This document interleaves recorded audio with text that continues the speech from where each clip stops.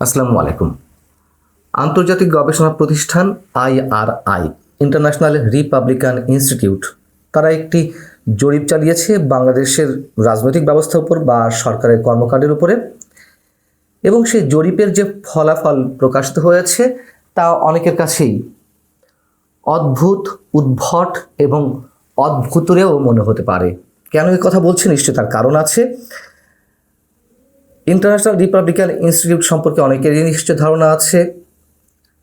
মার্কিন যে মূল দুই গবেষণা প্রতিষ্ঠান NDI ন্যাশনাল ডেমোক্রেটিক ইনস্টিটিউট এবং ইন্টারন্যাশনাল রিপাবলিকান ইনস্টিটিউট, NDI'র সদস্যরা, বোর্ডের সদস্যরা সাধারণত সে দেশের ডেমোক্রেট পার্টির সদস্য বা অনুগত বা সমর্থক, আর IRI এর বোর্ডের যারা সদস্য তাদের বেশিরভাগই নেওয়া হয় রিপাবলিকান পার্টি থেকে। যাই হোক, এখন IRI centre for insights in survey research পরিচালিত যে জরিপ প্রকাশিত হয়েছে তাতে দেখা যাচ্ছে যে 69% মানুষ বলছেন ডক্টর ইউনূস ভালো কাজ করছেন, আর 70% জানিয়েছেন যে তারা অন্তর্বর্তী সরকারের কর্মকাণ্ডে সন্তুষ্ট। দুটি বিষয় কাছাকাছি, জরিপের পরিসংখ্যানও কাছাকাছি।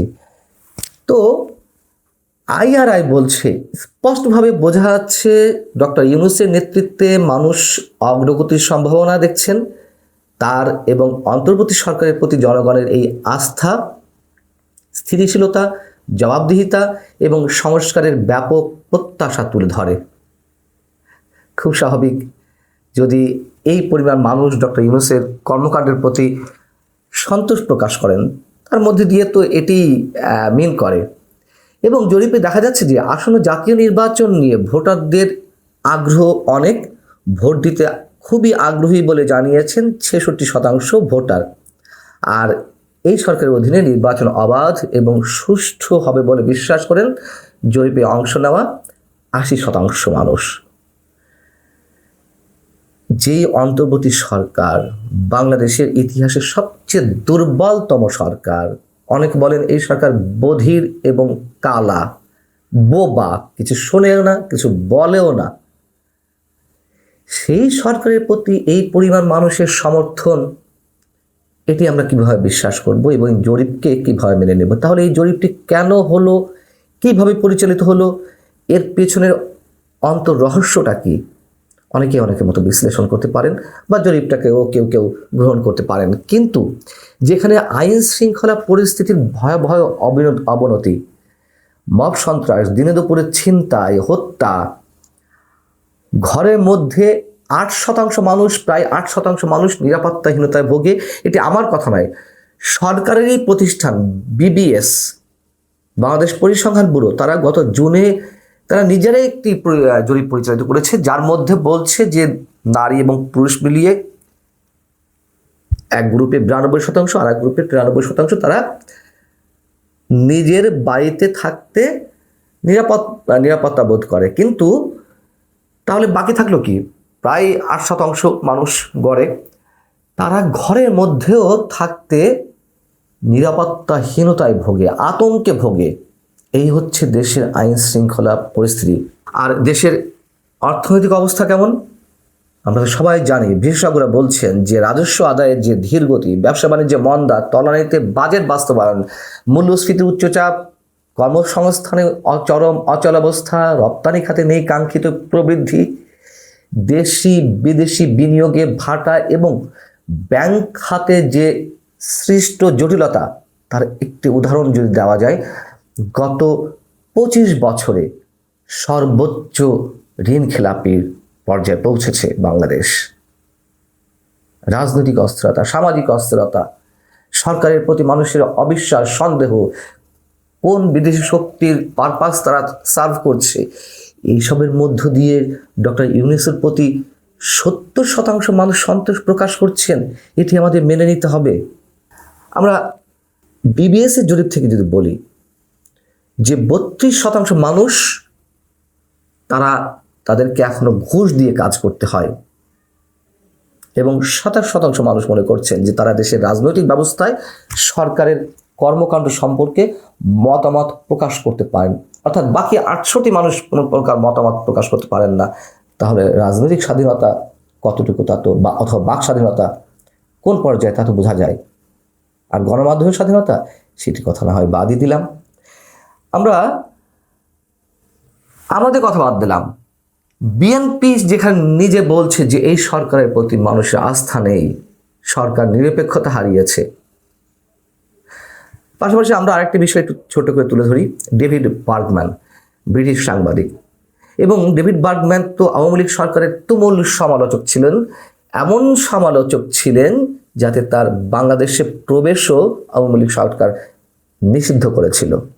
সেই বার্গম্যান গত সপ্তাহে প্রথম আলোতে একটি কলাম লিখেছে, বিওয়াইএলসি যুব জরিপ যেটি হয়েছে সেটিকে কেন্দ্র করে, এবং সেখানে তিনি কি বলছেন, মানে ওই জরিপে যে বিষয়গুলো এসেছে সেগুলো বার্গম্যান বিশ্লেষণ করার চেষ্টা করেছেন। তো জরিপে এসেছে সামনে যে ভোট হবে, নির্বাচন হবে, সেখানে বিএনপি 20% ভোট পেতে পারে, জামাত 17% ভোট পেতে পারে, অর্থাৎ খুব কাছাকাছি। এবং এরও নিশ্চয় কারণ আছে যে কেন এত কাছাকাছি, সেই বিশ্লেষণে আর যাব না। চারিদিকে যে চাঁদাবাজি, সেই চাঁদাবাজি কারা করছে, প্রশাসনের প্রভাব বিস্তারকারীদের ভূমিকা কারা রয়েছে, এসবই আমরা জানি। এখন বিএনপি 20%, জামাত 17%। চমক হচ্ছে আওয়ামী লীগ কত শতাংশ পাবে বলে মনে করছে বিওয়াইএলসির জরিপ? আওয়ামী লীগ পাবে 10% ভোট। এই 10% কি বিএনপি জামাতের তুলনায় অনেক বেশি নয়, যেখানে 5 আগস্ট আওয়ামী লীগ জনপ্রিয়তা একেবারে তলানিতে গিয়ে পৌঁছেছিল? সেই 10% ভোট পাবে বলে জরিপে উঠে এসেছে আওয়ামী লীগ।